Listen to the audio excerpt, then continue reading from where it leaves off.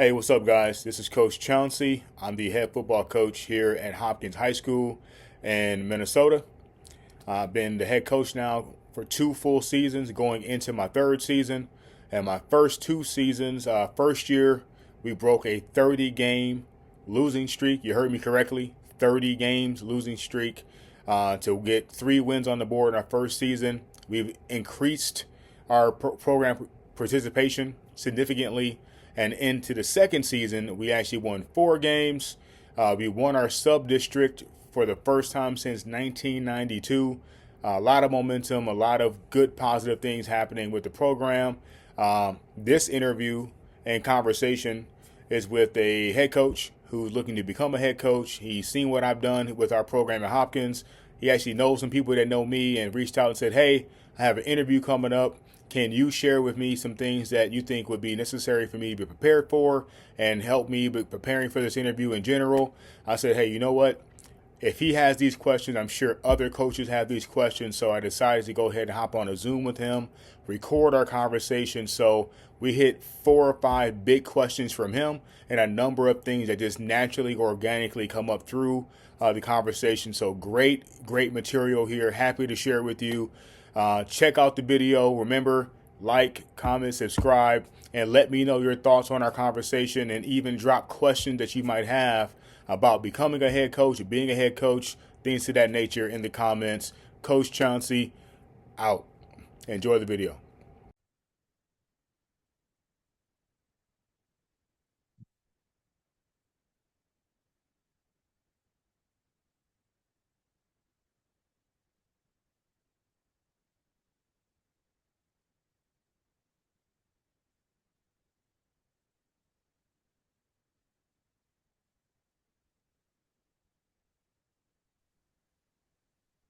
All right. I appreciate you working with me through those technical difficulties and whatnot. No, you Uh, good. So yeah, kind of going back to where we left off is the interview itself. So going back through 2 different interviews where starting at Brooklyn Center, there was a number of applicants. I don't have the exact number, but the athletic director told me that there was several dozen, okay, that people that applied for the job internally, from within the building as well as from outside the building. Same thing with Hopkins. There was a number of internal candidates from within the district or, other teachers who have coaching experience, et cetera, people who were on the previous staff, Yeah. before I came in. And then obviously people from outside. So most recently with the Hopkins situation, there was over 50 applicants. Like I said, they interviewed, I think, 12 people, and they ended up picking me. And they told me, they knew pretty much very early on in the interview I was the right guy for the job. So a couple of those things lead right into the question that you have. I have them right here. Yeah. The first question you asked are, what are athletic directors really listening for when a candidate explains their long-term vision for a program? That's a really good question. I'd like to start before we get to that question, though, is I strongly encourage you to dress for success. At both interviews, I came in a whole suit, brother. Mhm.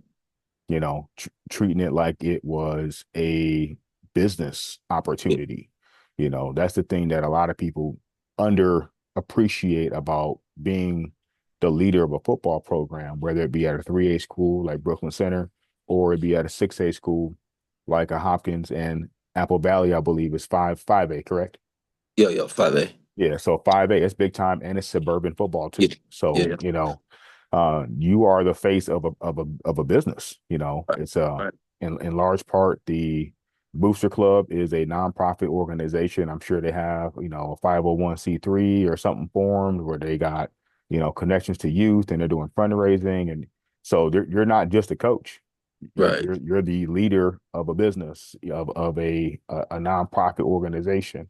So with that, when I got hired at Hopkins, and I knew this, and I'm getting to your question, I Mhm. knew this piece of it, but the athletic director that I have, Jared Ellerson over here at Hopkins, he told me that one of the things that he liked about me and he's seen in me is my ability to be what he calls El Presidente. El Hey, Presidente. So what yeah. that means is you got to be out there. You have to be someone that they can see that can be out in the community representing the program. Right. Shaking hands, kissing babies, being at the fundraising events, being at the other sporting events, going to local community functions, being really a part of the community and the representative of the program. Your face, not, regardless of color, I'm not even going into color, but Mhm. your face, your name, your presence is going to be on all the marketing materials, game day stuff, social media campaigns, youth football brochures, everything's going to come back, and your name, your face, your presence is going to be on there. So my first suggestion would be dress for success. I came in a three-piece suit, you know, fresh cut, all that, and I remember vividly at Brooklyn Center, I was waiting for my interview. Right, I was in the little sitting area, whatever they had me in, Yeah. outside the room they were doing interviews in, and I seen one guy who had just left, and I seen one guy who was going in, and then went out ahead of me. Both of them weren't dressed well. One guy had on like a Brooklyn Other can Center, other candidates? yes. Okay. One guy had on like a Brooklyn Center like quarter zip situation, Yeah. like a windbreaker. Another Hmm. dude has had literally like a t-shirt and some jeans on, because again, most people think I'm just going to tell them about my football experience, going to tell them why I can get the kids to win. Hmm. The athletic director, now I'm going directly to answer your question. When you walk in there, they're making an immediate judgment about you. Can this guy be somebody we can see that people will buy into, and also carry himself in such a way that he can represent our program the way that we want to be represented? So come in fresh. If you can get a cut, put on a suit, tie, slacks, hard bottoms, everything, because this is the business partnership. This is the partnership. You're bringing all of your life experience, your personality, your vision, your passion, your coaching experience, all that stuff, and you're mixing it with them, their district beliefs, their program, athletic program, uh, you know, um, beliefs and structure and vision. So that y'all are coming together. Right. Okay. Right. So that's my first thing. So then when you go into I don't mean to cut you off. So the first interview will be Zoom, okay, but same still thing. Yes, suit sir. tie. Yep. Boom. First impression. Dang Yeah. right. Yeah. Yeah. One thing about me, man, and it kind of goes back to my upbringing, also my athletic career. I was never the biggest, the strongest, the smartest, the most handsome. I was never the guy that got picked first, and really anything. I had to work for everything. You know what I Mhm. mean? So I always believe in just the way I'm built is this. I always go to the 110th degree. I always Beyond. go 110%. I try to over deliver. I'm captain do too much. Mm. So even if I'm not required, so to speak, for a Zoom interview or whatever, they're not expecting you to be suited and booted, but come suited and booted anyway. Mm. That first impression is gonna be like, dang, okay, Yeah, he's serious about it. yeah, this guy ain't playing Yeah. around. Yeah. So that's that. So now get into what your direct question is, what they're looking for. Number one is confidence. So when you speak about it, speak with confidence and conviction. I know that sounds really elementary, especially from one coach to another, but a lot of times when somebody asks you, hey, coach, what's the vision for the program? Or, what are your core beliefs? Or what are you going to do with the team? Whatever. Yeah, what I would like to do, um, well, uh, it will be nice. What I'm going to do is how this will work. What I've done in other places is what I plan to implement here is speaking with conviction. And also, I'm a faith guy, so bear with me. I don't know Me what too. your Me too. background is. Me too. Speaking those things that be not as though they are. So you're speaking life, and you're speaking as if these things have will, if not have Mhm. already happened. So that's number one. And then when it comes to the long term vision, and I'm gonna hold on a second. Let me grab something for you real quick. Sure. 1 second. I'll be right back.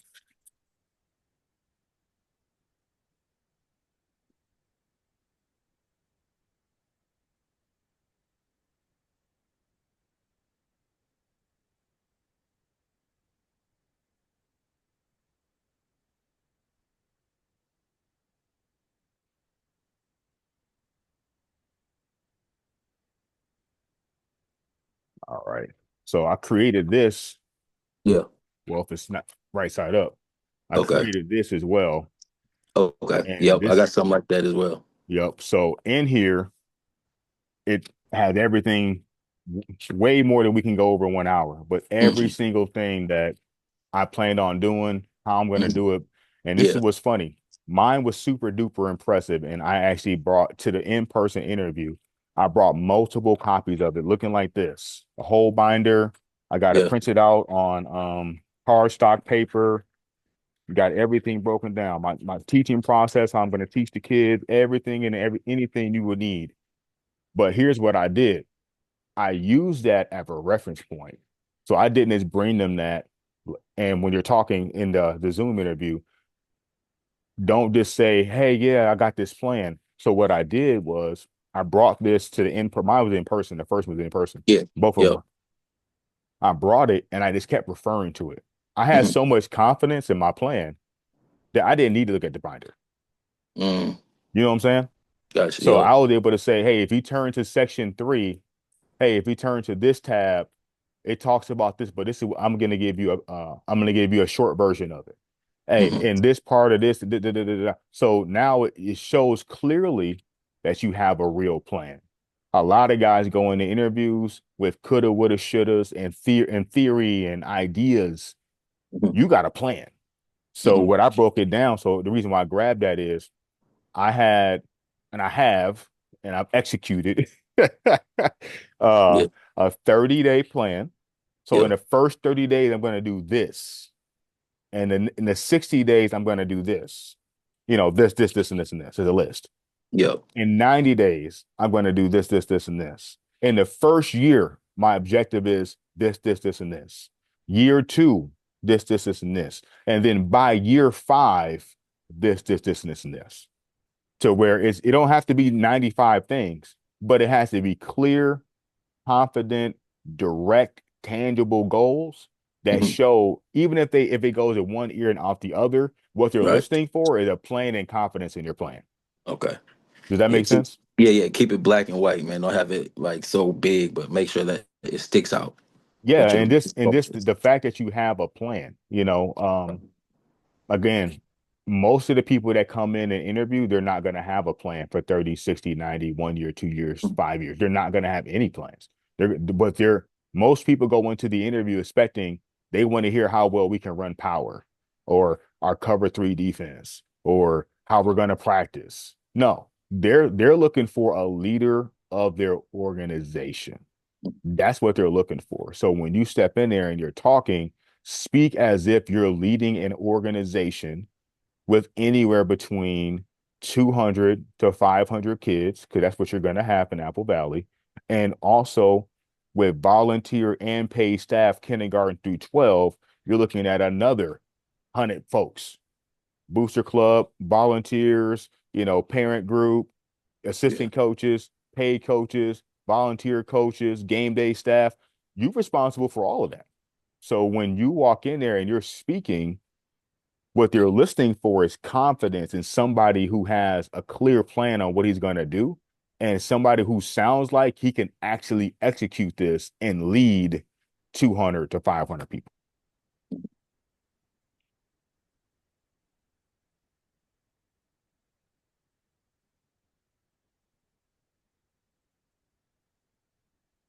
All right. Okay. And if you have any other questions or want clarifications, let me know. But No, yeah, nah, we good. That all makes sense. Basically what I got, man, just for that first question, just be confident. Have clear plans for for the goal or for the organization. 30 day, 60 day, 90 day. Have that all laid out, and then right, yeah, just be clear. Be clear about it. So mhm.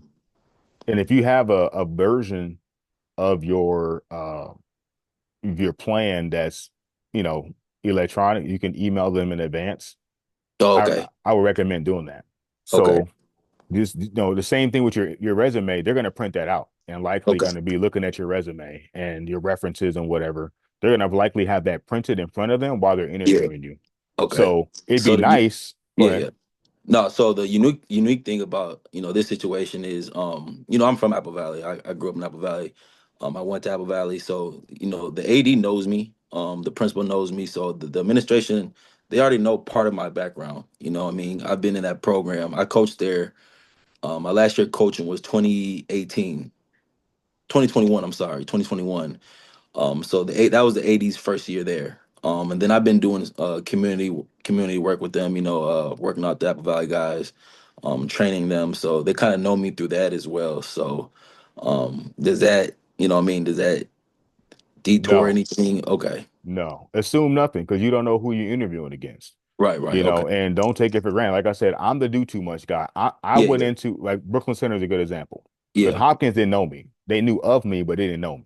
yeah, yeah. Um, Brooklyn Center knew me, right? Because I was the offensive coordinator and interim head coach at Brooklyn Center before I got the official title of head coach, and I was there for whatever 5 or 6 seasons. So Gotcha. I was in a similar situation as you to where they had familiarity with me and knew Yeah, me, but it's like, assume nothing. so nothing. Right. Don't go in there expecting, oh, I got the leg up, or they I gonna I they don't. gonna I they gonna don't. get. I'm not saying that you are, Yeah, but yeah, some yeah, people yeah. do. Some I people know. do. I know. They go in with the I got the leg up, or hey, I got Yeah, the yeah, inside track, and that yeah. might be true. But here's one of my coaching philosophies too. I believe in what I call the obvious choice. Hmm. The obvious choice mean this is something I preach to the kids, our coaches, everybody, even myself. I'm a real estate agent, so I'm always operating from this in the back of my head is I want to make it so clear that I'm the right person for this job, or the player is the right player for the position. This is the right coach for the position. That I'm the right agent to hire to sell your house. I want it to be so clear, so distinguishable that you would be literally stupid for not hiring me. That's why I go all out. That's why I come with a three-piece suit. That's why I come with the whole plan, the whole binder. That's why I email you my binder in advance. That's why I'm coming, bro. I'm shooting every single bullet. I'm assuming that look, my back's against the wall. It's either gonna be you or me. That's my mindset with Yeah, everything I do. yeah, And that's how I came in at Hopkins. Because honestly, when I was at BC, I was happy at BC. I yeah, mean, yeah, we had really just start hitting our stride. We had a great season. yeah, You know, everything was trending up. We had, a whole bunch of kids coming in from the community. I brought in some really good partners with the youth and had yeah, a nice little pipeline going. Like really, like everybody knew and seen like, uh-oh, BC is coming. We had yeah, won a district championship back in the COVID season. We had a down season after that, came back strong. The next year, got to the district championship game, yeah. lost on a last second interception type stuff. So, but my point is, I wasn't necessarily looking to get out of BC, Mhm. but the Hopkins situation came along, and I would just happen to be seeing what was going on in the coaching community. I wasn't looking Yeah, to yeah. leave, but the point I'm making to you is it was an opportunity I couldn't pass up on. Mhm. So I had to at least shoot my shot. So Right, my right. mindset is, and now I'm getting back to my Yeah, point. My mindset is if I'm gonna shoot my shot, I'm shooting all my shots. I'm shooting all my bullets. I'm yeah. throwing grenades. I'm throwing stun grenades. I'm shooting Right, AKs. right. I got my 9 millimeter ready. I got my knife ready. Like what Yeah, I'm you emptying the tank. empty the clip. So Emptying the the first tank. time I interviewed, and it was kind of funny after the fact because people in there were some of them were Booster Club members. There was a parent from the community in there, AD and his staff, and it was like 12 people I interviewed with in that first one. They were like, "Dude, you had us like you had us like this in our seat. Like Yeah, you blew us back in our seat. It was like yeah. wow." Sold And them I, right away. and that was my mentality. Like, I'm gonna go in here, I'm gonna empty the clip, and I'm gonna give it everything I got. And it's just God's plan. If I come in here and I do everything I can do to prepare, Mhm. everything I can do to be planned and prepped and ready, Mhm. and go in there and be the best version of myself, be myself, but be the best version of myself, Mhm. and communicate as clearly and confidently as I can. And if I don't get it, it just wasn't meant to be. Right, But right. I'm not gonna leave it to I wasn't ready. I wasn't Wasn't prepared. I prepared. didn't, Right. you know what I'm saying? Like Yep. we can't come in here half stepping. Yeah, And so that's kind of going into part two when you said your second question is what separates candidates is exactly that. yeah, yeah. You just said it. That's kind of why I said all that because that was the Yeah, second yeah, question. yeah. Um, what are concerns that ADs have for first-time head coaches? And if so, how you think I can address them? I would just say just embrace the fact that you are a new head coach, and present yourself as someone. And this is what I did at BC and also what I did at Hopkins, because at Hopkins, it was a huge jump. I'm going from 3A to 6A. And although Hopkins, had some down years and wasn't doing well before I got there, it's still big time football, brother.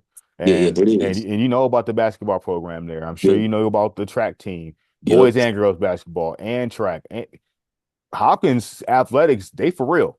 Yeah, You man. know, They always have been. yeah. So this ain't no school, mentality wise, where not to say that losing is not okay. Don't get me wrong. It's not all about the wins and losses, Yeah, yeah, yep. but they do want somebody they feel confident is going to inject life into the Mhm. program Yeah, and trend towards improving the results, right? yeah, yeah, yeah. So That's why for they're looking for a new coach. exactly. You know what I mean? So for you, and what I did was when I got to Hopkins was I just stood on that. Hey, listen, this is going to be a big jump. I do have previous head coaching experience. I'm confident I can do the job, et cetera, et cetera, et cetera. Um, what I'm going to do, and this is my advice for you on how to answer this question, and this is what I did.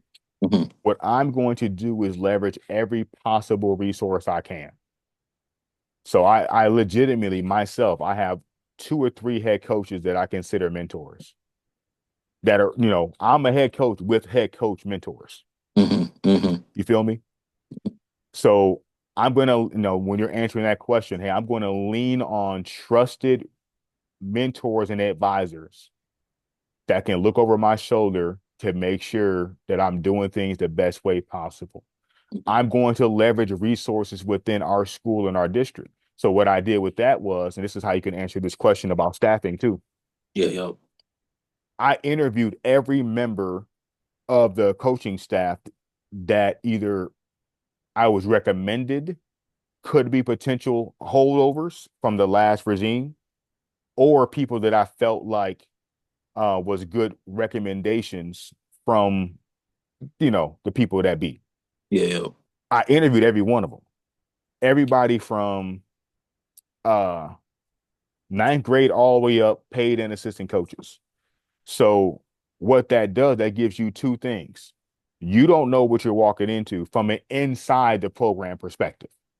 You're familiar with the team, but you don't know everything. And that's kind of the point. You communicate humility. I don't know everything yet that's going on in the program and what needs to be changed and improved. I have a plan, but I'm going to leverage the resources of current staff members by sitting down with them to get to know them and also get to know what's going on with the program so I can properly make adjustments and changes where needed to make sure we're successful in the short term and for the long term. So what that looks like in a tangible way is sit down and interview, once you're hired, interview every single one of them, and Yep. then decide this is where you got to be. You're the leader of the business. Do Hmm. I want to keep this person or not? Right. But also gain and gather all that precious intel. So Why you're take, school. Yeah, right, right. hey, what's your experience been like here? What are the good? What's the bad? What needs to be changed? What do you feel like led to us, whatever, struggling, led to these problems, this problems, and really just have an honest and open conversation with them about the program and them. And whether you keep them or not, you're gathering the necessary information you need as a head coach to lead and guide the program towards success. Okay. So so now you've got coaching advisors and mentors that's going to help you out. You're going to Yep. gather information from within the program and then also leverage the relationship with your booster club and your athletic director. When you're in that interview, there should be the athletic director. There's probably going to be a coach of another team within the district, basketball coach or whoever. Um, and then probably a member, if not the president of the booster club. So in that, hey, everybody in this interview, I'm going to treat and trust that you will be a resource for me as well. Athletic director, you and I are going to be partners, working arm in arm to build this program. Booster club president, same thing. We're going to be working arm in arm to build this program. Coach within the district, hey, I'm going to be trusting you as a resource to help me to know and see and navigate this community and the things that need to happen here on a daily, weekly, yearly basis to make sure I'm being successful.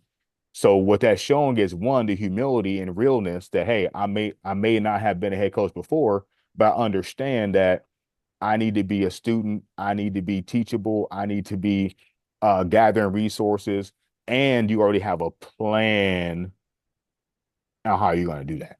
Yeah, right, right. You already have a clear plan, but you just need to gather the information about the organization, about the program, And you're willing to partner.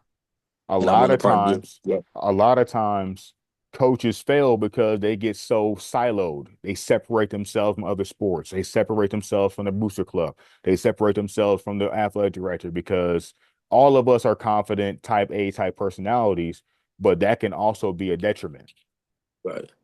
where you so focused and you so pig-headed, you're so, you know, tunnel vision to your own detriment. Sometimes, especially when things haven't gone well or not going well, that's when you need to be listening the most.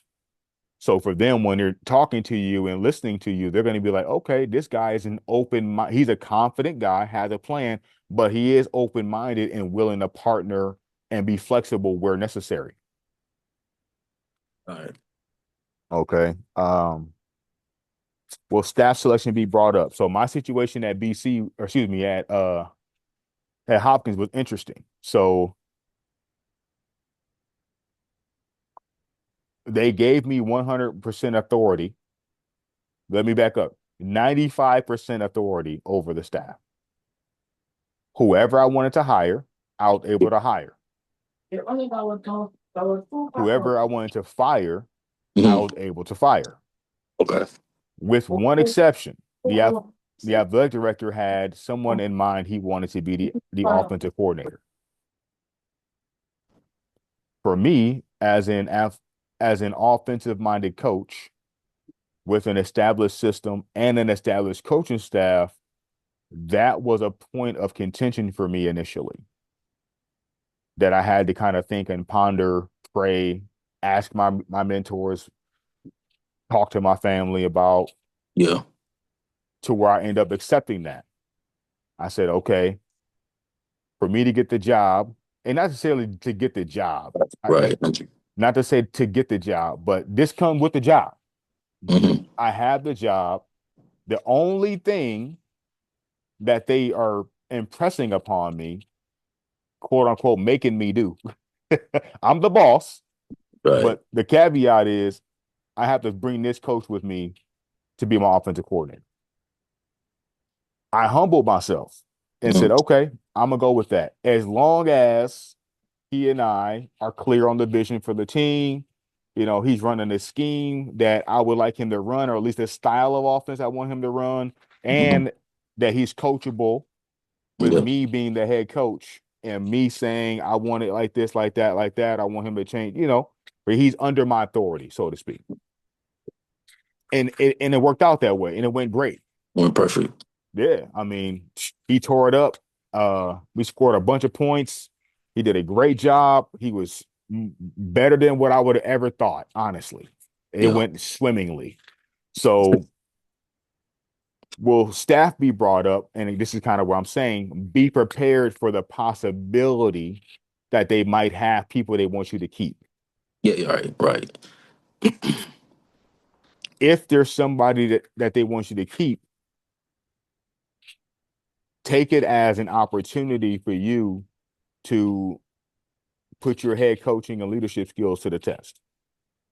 Some people I talked to told me, "Man, I wouldn't do that, man. They got you messed up, man. You supposed to be the head coach, and they talking about you got to have this guy on your staff. You supposed to be the guy. They bringing you in there. You supposed to be coming in there to change the program. They ain't won a game in this long, and they want you to bring them the wins. They better be letting you." That's Right. pride. Right. That's pride and ego talking. Hmm. That's pride and ego talking. What I always tell myself too, coaches, and this is part of our commandments of our team: the Hmm. kids come first, program comes second, and everything else after that is after that. So my Right. little ego, Right. my Right. my little ego, my little pride about who they asking me to have on staff is the 20th thing of priority.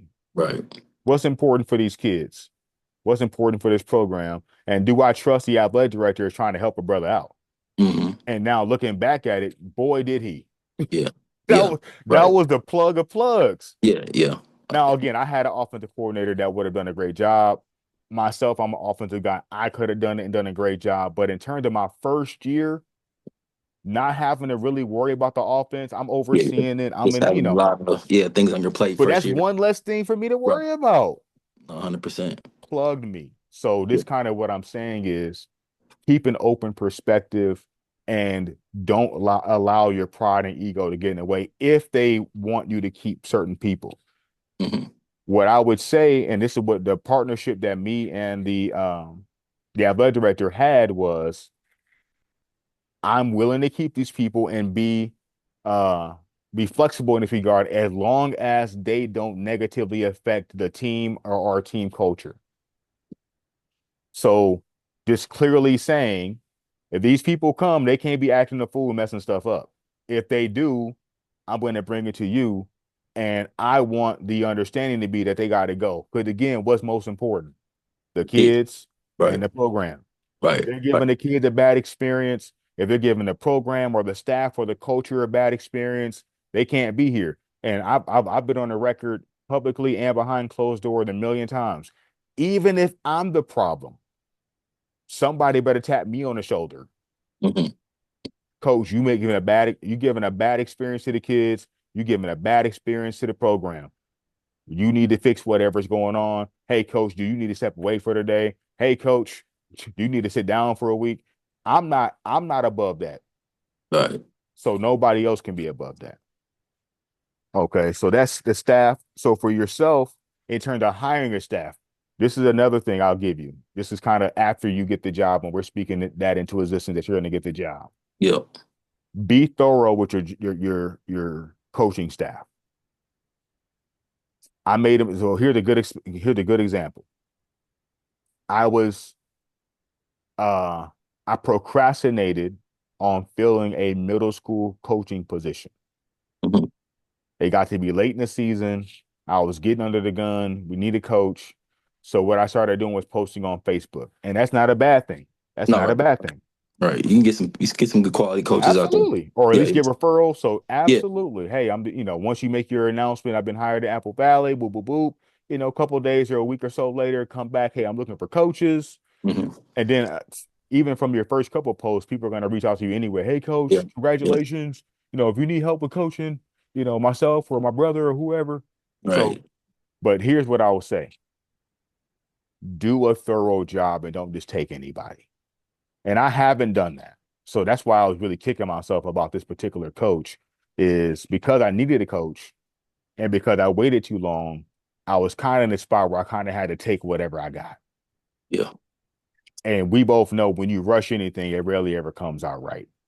Right. So treat your hiring process. So this is when you tell them, hey, I'm going to interview all of our current coaches who want to stay.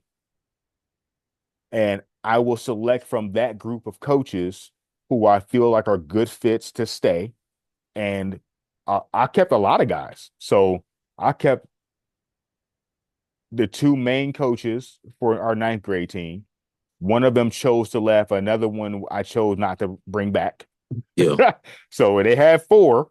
One Yeah. of them I said, nah, this ain't gonna work. And Yeah. one guy, once he heard me, we had a big meeting about, this is everybody. So all my guys I brought with me from BC, and then Yeah. all the guys who were I did one big meeting, and I set the tone. Hey, this is what we're doing. This is what's expected. This is gonna be the time commitments. Boop boop boop. One of the guys from ninth grade was like, "Hey, I'm out. He That's wants hey, he hey, wants too even better. much." Even better. Exactly. He himself recognized and looked at it and said, "Yeah, I'm out. I don't fit in here. This is gonna be too much of a requirement. This guy's not gonna allow whatever I think I was getting away with or whatever the case may be." But he removed himself, knowing that he wasn't gonna work there. Mhm. So you're gonna be able to do both. Keep the best coaches from from the last staff, and then add and plug in your own guys to make the best possible staff. That's another thing.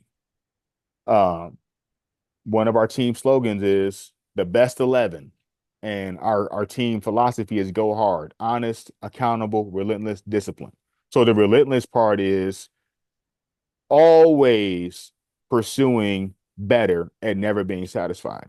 So that means coaching staff as well. So you're going to look, and this is what you can communicate to your to in an interview.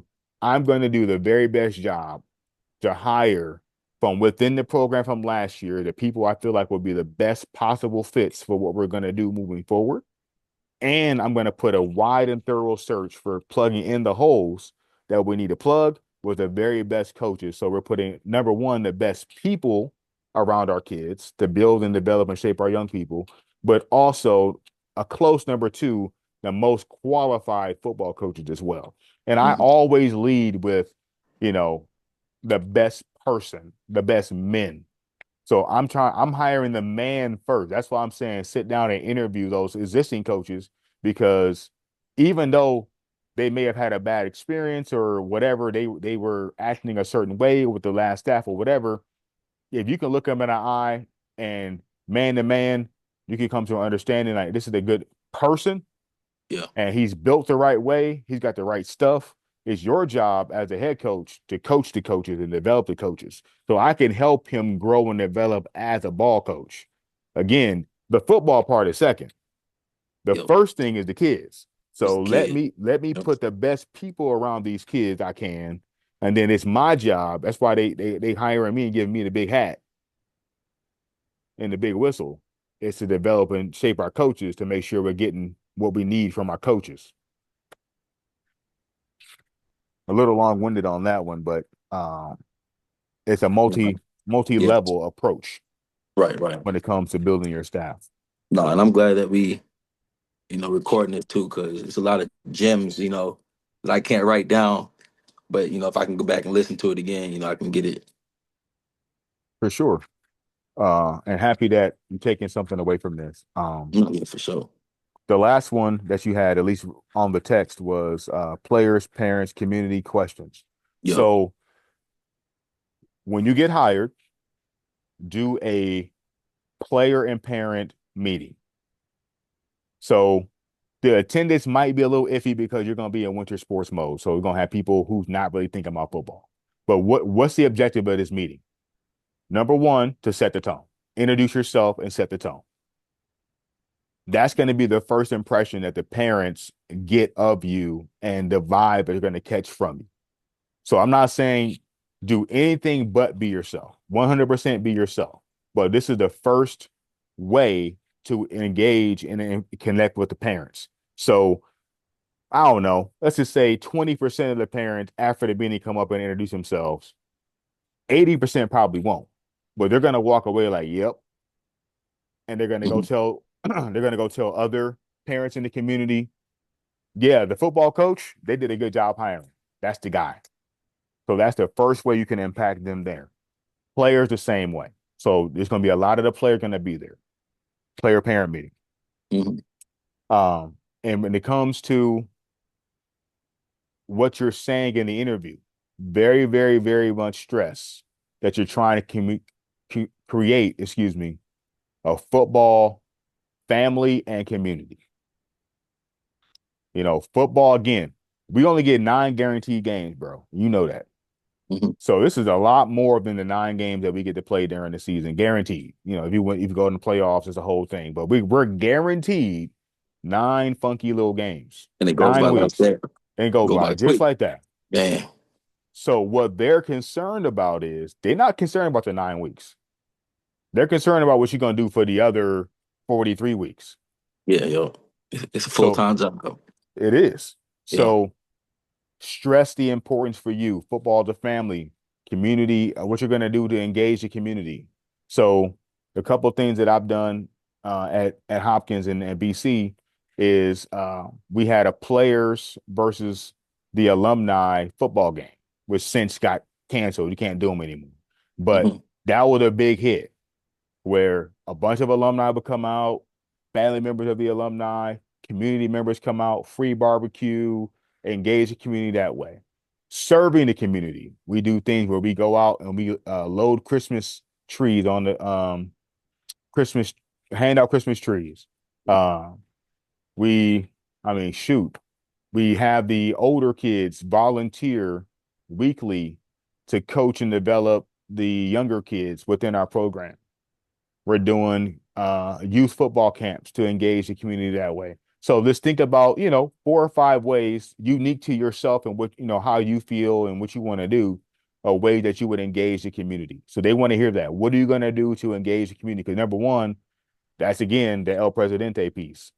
Yeah, yo. So for me, one thing that I'm big on is you as a head coach being involved in the middle school and youth football, because that's a disconnect a lot of times. A lot of Yeah. programs Head have. coaches don't, right. Yeah. They don't So go to those games, don't don't go to the support. game, don't be Yeah, there, don't connect. It's like, yeah. hey, I'm the head coach and everybody works for me, but he's Mm, just some guy on yeah, another planet. yeah. So when you're Show talking face. about community, players, parents, make sure you really stress that. Hey, I really want this to be a family from kindergarten to 12th grade. One of our core philosophies is that even when kids graduate, our mindset is that it's really a K through 16 program. So when kids graduate, they don't leave the program; they just leave the school. So we're staying in touch with them, we're connecting with them, we're helping them get jobs, we're helping them get into college, making sure they're getting into trades. Like we're doing intentional things to make sure they're being successful even after they leave the program. While they're here, this is what we're going to do. We have study tables. We have weight room year round. That's one thing that we got going on. So we have weight room and study tables 3 times a week. So we're academically monitoring them, making sure they're doing their homework, make sure they're going to class. I have a couple of coaches that are in the district. So we have eyes and ears on them at all times, making sure we know kind of what's going on and what the streets are saying, those Mhm. types of things. So just kind of think through that. How am I going to get the program to be involved in what we have a number of things. We did a particular young man who had suffered severe form of cancer.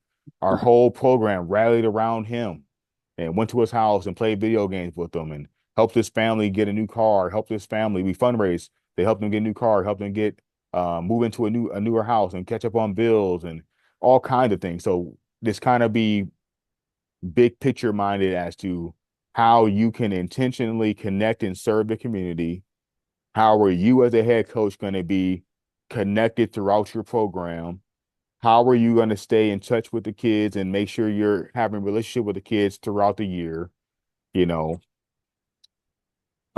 Parents, that's another thing too, is, having the initial meeting, spring meeting. So before summer, and Yep. then also having one before fall camp. So you're going to have at least 3 meetings to where you're in front of the players, in front of the parents, in front of the community. Community events. So like, for example, next week we have a volunteer appreciation night. So we're going to be at a local bar, restaurant, or whatever in the Minnetonka area, to where we're intentionally engaging our volunteers, bringing them all back. I'll be there as the head coach, El Presidente style, shaking hands, kissing Right. babies. Thank you very Right. much. Appreciate you, et Yeah. cetera, et cetera. One thing we always do is during the Raspberry Festival, is a big festival in the Hopkins area. They have a parade. Every year we're in the parade. We're throwing out footballs. We're doing so many things we're doing. I can't think of them all right now, but we got Yeah. literally Mhm.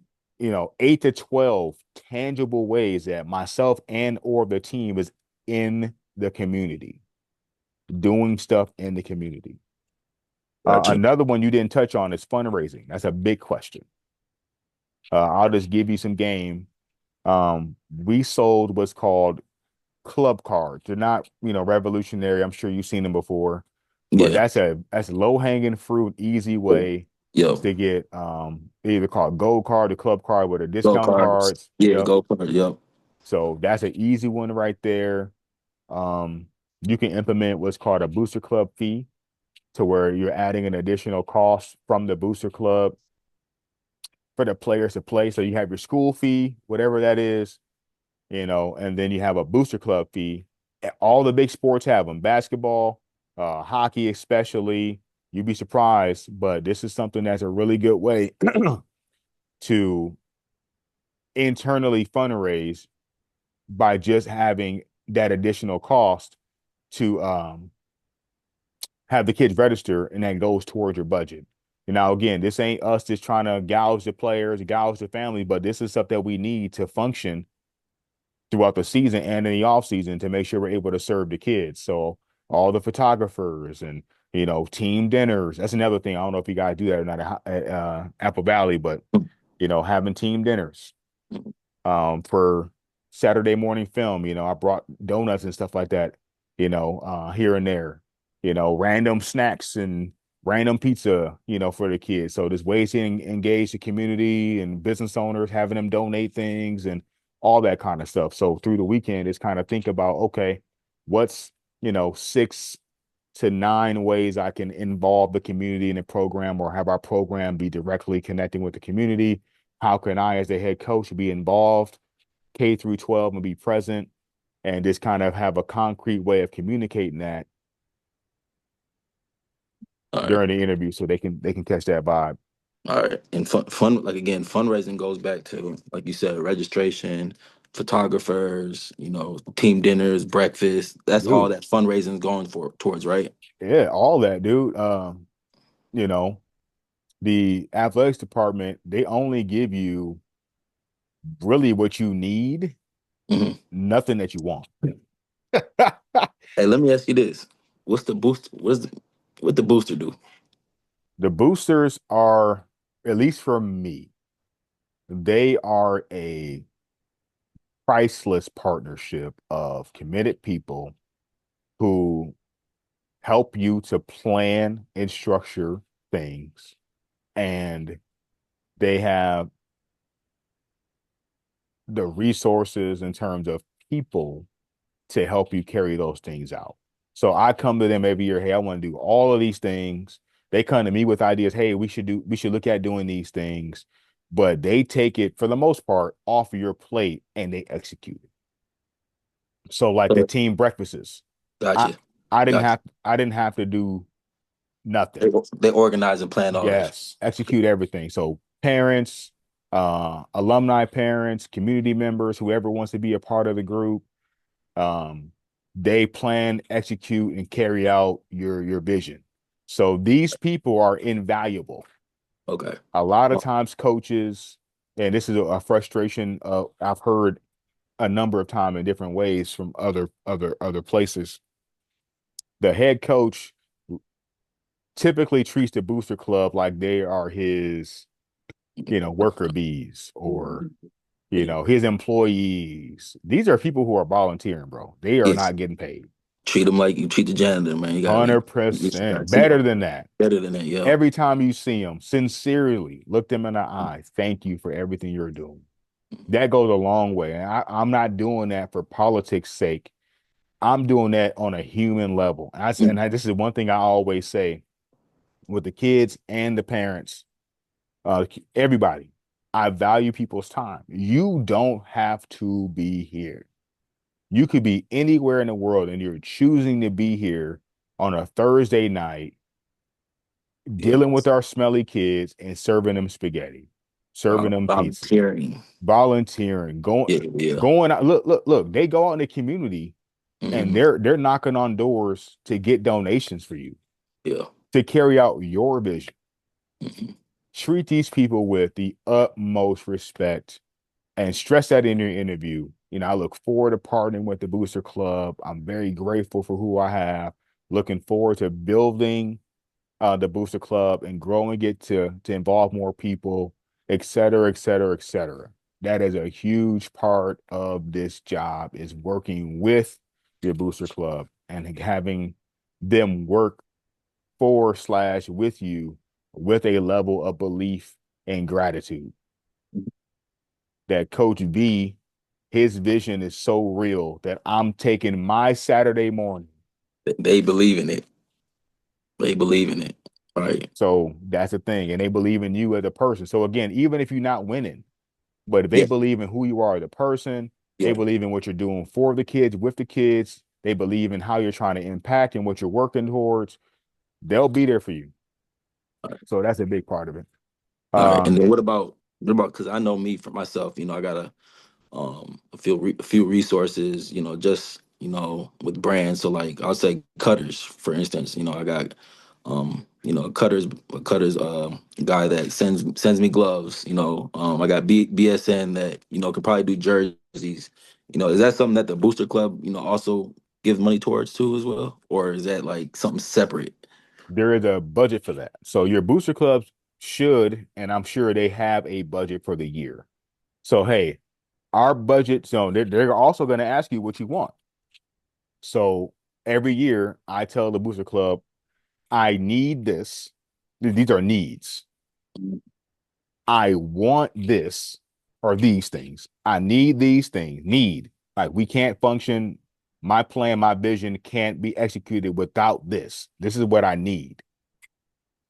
What I want, gloves, swag, all that, shorts, all the stuff that we want, usually superficial stuff that looks cool, Right. that we don't need. But what I want is X, Y, and Z. And then we have like a dream list. Like, hey, if we got the needs, we got the wants, and the budget allows for it, one of my dream items, you know, is this. And I'm sure whoever the president is will go over the budget with you, and then they'll ask you, okay, based on what you need, based on what you want, and even trying to accomplish your dreams, the budget for that will be X. And then they're going to work backwards from the budget and say, okay, this is what we got, and this is what we need to raise. And Hmm. that's where you got to come in with your y'all. But you have to enforce and carry out the fundraising. That's another thing. The booster club is going to help you with structuring it and all the behind the scenes stuff, but you got to be the one driving the bus, and you got to be the commander of the troops when it comes to them going on fundraising. Don't put that on the booster club. The president of the booster club don't have the authority and the influence that the head coach has.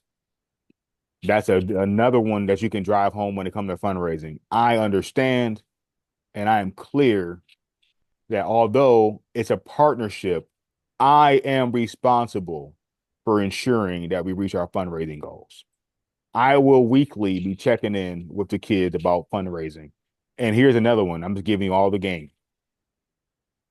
Put it on the position coaches. So what we did is separated by position. So we had wide receivers, and I think quarterbacks were one group. Quarterbacks and wide receivers in one group. Um, Running backs, and I think tight ends. We had linebackers. We had D line. We had O line, and then we combined the alignment. So we had line. Break it up by position group, and then you charge your position coaches to hound the kids and track and make sure they're doing what they're doing. And then have a weekly check-in with your coaches about it, and then also with your team about it. And everything we do is transparent. We put it right on the big board. We come in for team meeting, even during the summer. All right, linebackers, they got this many sales, and we had a big contest. So whatever position group sold the most with the fundraising money, we took them out to all you can eat Chinese buffet. And they get helmet stickers, extra helmet stickers for that. But So you know how kids are. They yeah, competitive too. yeah, So yep. they want to be the number one group. They want to go get that food. They want that helmet sticker. They want all that. So we put it up on the board and tracked it that way. But from a booster club, from a athletic director standpoint, you having that clarity and taking the accountability to ensure that our fundraising goals get met is a breath of fresh air. Because usually the head coach says, Booster Club, y'all handle that. I don't want to be involved in it.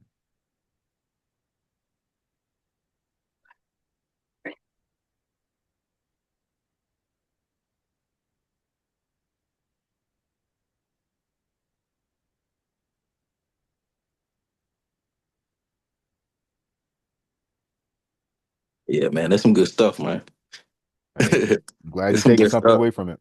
Oh yeah, I mean, I was never a head coach, so it's like, man, you don't know what really goes on behind, the scene. You're not in the program. So I know when I was assistant coaching at Apple Valley, I know the head coach is always meeting with the booster, but I don't know what's going on behind the scenes. So it's good to hear what you got to be ready for and prepared for. And this is what they're talking about, brother. Yeah. Another thing that I would strongly recommend, this is just extra stuff, Yeah. is document everything. So have all your plans and then keep track of everything. And I'm sure the boosters will for you as well. But document and communicate everything and keep a regular check-in with your athletic director. This is a little bit of CYA, but also, again, you are running and leading a business and an organization. Yep. And you're accountable to the athletic director and you're accountable to the booster club. So good, bad, or the ugly, I share everything with the booster club, president and vice president, Mhm. and the athletic director. And a lot of people are like, dang, I feel like maybe you might be oversharing. There's no such thing. Yeah. Transparency is transparency, accountability is accountability. When you make a mistake or whatever, you misstep or you overlook something, you didn't make a deadline or whatever, you're a human being. You accountable to the people you're accountable to too. So you can't be looking at your coaches, your players, and having them Yep. operating with a certain level of accountability, You're but not you and you're don't. not moving that way, right? Mm-mm. Another thing we do too is, and this is maybe a different conversation for a different time, but when somebody, what we call, steps out of accountability, somebody didn't conduct themselves in a way that we expect, or whatever the case, they didn't keep their word on something. Um, we have them step in front of the team and take accountability for what they Mhm. missed. So let's just say a kid, had an emotional outburst on the sideline during the game. This an easy one. Come Yeah. out the game, they crashing out, yelling, screaming, cussing, acting a fool. Woo, woo, woo, woo, woo. Obviously, in the moment, it's only so much you can do, right? Put cold water on and have a coach talk to him, get him calmed down, whatever. But that's not a good look for himself, first and foremost, as a young man that you're trying to teach and develop to carry himself in such a way that he can be an upstanding part of the community, be a good reflection on his family, good reflection on our team, our district, etc. Not a good look on the team. But again, what comes first? The kids, secondly, the program. So not a good look for him as a kid, not a good look for the rest of the kids, not a good look for the program, not a good look for the district, not a good look for his coach, not a good look for the coaches, and not a good look for you as the head coach. So to be accountable for that, after a conversation with him, of course, this is where you messed up. These are the consequences. And along with the consequences, you need to step in front of the team and take accountability. And this is the standard. Everybody does it, coaches included. That's the point I'm making. So, there's one practice, just for example, Mhm. it's so funny. Me and the coach that I've been coaching with forever, Yeah. it's my right hand man, like a brother to me. Yeah. He misunderstood what I was doing in practice, and he got upset. So he started kind of like barking under his Mhm. breath, and then kind of barking a little bit. So then, as the head coach, I had to challenge it. I can't have somebody acting a fool on the sideline without me doing that about it. So then it escalated. We got to yelling and screaming and cussing at each other. Not a good look. The next day, guess what me and coach had to do? We had to walk our Take butts up and accountability and talk in front of that football team. went right there in front of the Yeah. team Yeah. during team meeting, just like a player would. Yeah.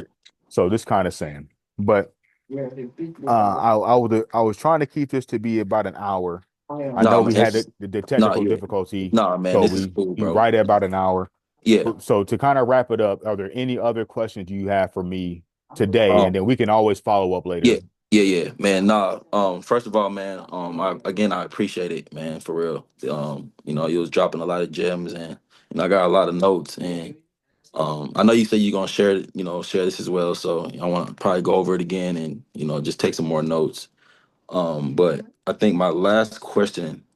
So this is the first round of the interview. From what I'm understanding, it's a 15-minute Zoom meeting. So do you believe all those questions will be brought up? Because I know for me personally, I don't think any football is going to be brought up. You No, know, no, no, I they don't. don't care about what offense you They running. don't They care. don't care about Yeah, what your yeah, defense. They don't exactly. care. Okay, so more, so basically, the thing, everything that we talked about today, that's probably going to get brought up in the interview. So in this first round, especially with it being 15 minutes, they're going to hit you with the. They wouldn't be considering you if they didn't feel like you could potentially be the fit. So Right. this is going to be an initial interview to confirm that they think you can be the fit. Okay. So this really be prepared because you don't know exactly what they're going to ask you, I and know. you only got 15 minutes. So Yeah, read yeah, through all the notes, read through your materials, and be ready to answer the questions yeah, with confidence, yeah, yeah, yeah. concise, passion, confidence, and control. All right.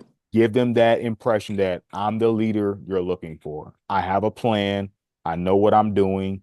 No, I haven't been a head coach before, but again, I know what I'm doing. I Mhm, got this. The second interview, they're going to take you through a lot more in depth, probably some of the same questions, but they're mhm, going to be a lot more in depth. mhm. Then I would assume because the first interview being so short, there might be a third confirmation interview. Yeah, That's what I'm thinking. that's what I was So the thinking. Well, first yeah, 15 is kind of a get to know you, catch a vibe. yeah, yeah, Second one's going to be the down and dirty. Probably going to be 45 minutes to an hour of them hitting you with question after question after question. yeah, And then the third one is just the confirmation. Like, all right, let's. So we narrowed it down to two guys, maybe three guys. Let's yeah. just hit the confirmation.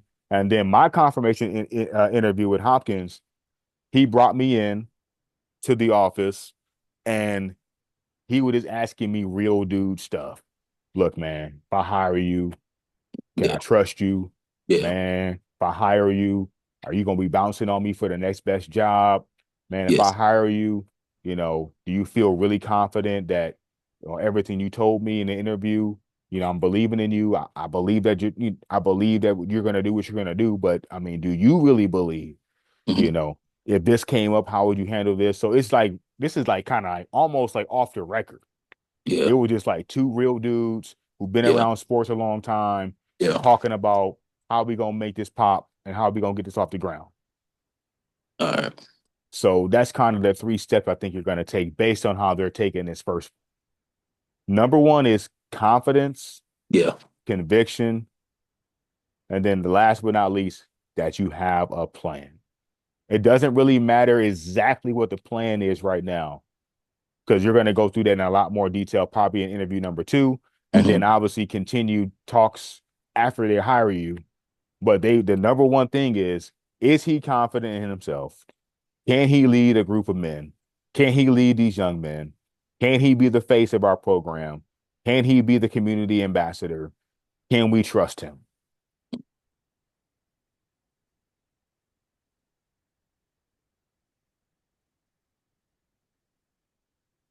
man. Yeah, I think that's more than enough, man. So, no, man. Again, man, I definitely appreciate it. I'm a little nervous, but hey, I'm gonna get it. I'm gonna empty the tank. I'll be honest with you, brother. I'm gonna Uh, empty the tank. as an athlete, Yeah, nervous is good. That means it's yeah, important to yeah, you. So yeah, yeah. that nervous and fear are two different things. No, yeah, ain't no And I know fear. you a coach and you an Yeah, athlete, yeah, so I know yeah. you understand that. Yep. When I went into that interview at Hopkins, I ain't gonna lie to you. I had on a three-piece suit. No, excuse me. I had on You feel like Dion. nah, I'm gonna back up super quick. I had on a suit jacket, I had on a white shirt, and I had an undershirt, tie and whole thing. So blue suit, white shirt, a white t-shirt under the shirt, and a tie. Slacks, obviously, shoes. Woo. The reason why I'm breaking down what I had on. That Hmm. white undershirt was soaked in sweat, bro. I was nervous, but I wasn't scared. Yeah, yeah, yeah. It was No, like that big 100%. game. Like, Yeah. hey, nerves, butterflies, a Hmm. little bit of the shakes, what I'm Yeah. saying? A little bit of adrenaline. I had all Yeah. that going at one time, Right. but I knew what I knew. Right. And I Just was confident. going in there, I was gonna empty that clip. So Yeah. you being a little nervous, I'm just encouraging you right now. You being a little nervous is good. It's a big game, it's a big moment, it's a big opportunity. So you should be nervous, but don't be afraid. Yeah. Yeah. You got it. 100%. And like I said, if you do everything that I know you're gonna do, to prepare and Mhm. communicate yourself with utmost confidence and clarity. And let's say hypothetically, you don't get the job. It's just God's plan at that point. There's nothing more you could have done based on what I'm getting from you in our conversation, what you're going to do. And you're already coming across like you've done your work to prepare. So Mhm. all this that we're having right now, but is icing on the cake, and it's Yeah. kind of trimming the hedges a little bit. It's kind of cleaning it up, fine tuning. Yeah. You go in there and do what you're going to do, and for whatever reason you don't get it, it's just God's plan. There wasn't Yeah. the spot for you. That's all it Right. is. So Right. with that said, into the clip. That's one of my Yeah. things I Yeah. love to say. I love No. to say it No. is That's yeah. into the clip. You got nothing to lose, everything to gain. Right. And if you don't get it, it's just God's plan. This wasn't the spot for you either way. And then Yeah. worst case, this is an opportunity to get a interview under your belt to know what Right. to prepare for next time. But Mhm. I'm feeling very confident that you're going to get the job. But just Yeah. go in there, man, into that clip. Man. You got it. Man, my guy, man, I definitely appreciate you, man. I can't say it enough. So, but I know I'm gonna probably reach out to you before that interview again, man.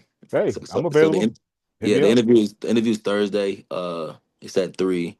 But I'll probably check in with you, man, and then definitely check in with you afterwards and let you know how it went. So Cool.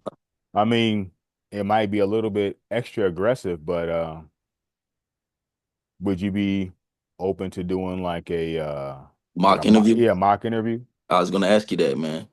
Yeah, so let's look at our calendars and try to line something up to where we can maybe set aside another, half hour. I wouldn't say do it for an hour or nothing, but just kind of Yeah, rapid fire yeah, questions and have you give right. me your answers. I can give you a little bit of feedback or whatever. But Okay.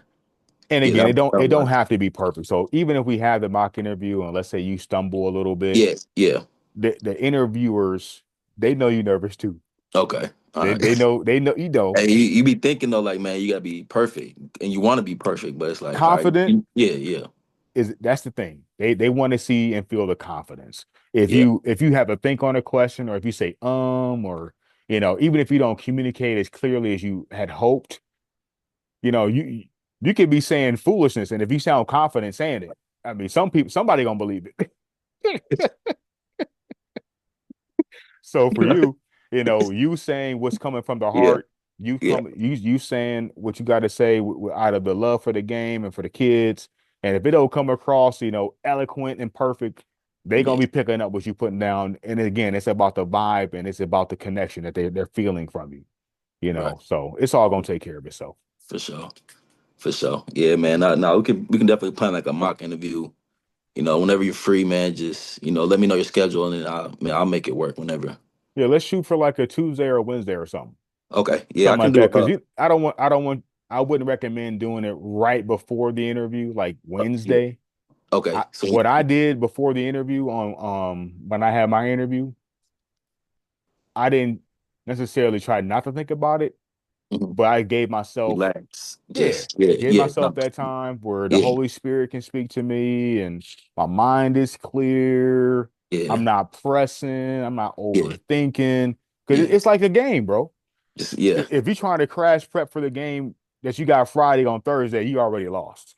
just like a game. Thursdays is we polishing, we walking through, we fine tuning, but It's we fine we not tuning. Yeah, installing nothing on yeah, Thursday. yeah, right. We not tackling and trying to kill each other and coming up with a game saving interception scheme. Like Yeah, we we already put the work in. yeah, You put the Monday, work in Tuesday, for the week. Wednesday, we Yeah, did yeah, that.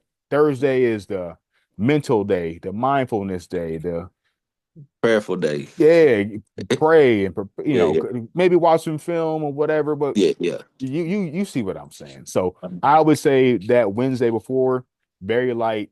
Try not to even really engage in it. Hmm. Put the work in, and then like we always say, man, hey, the preparation, the Yeah, practice, it's gonna show off on yeah, Friday night.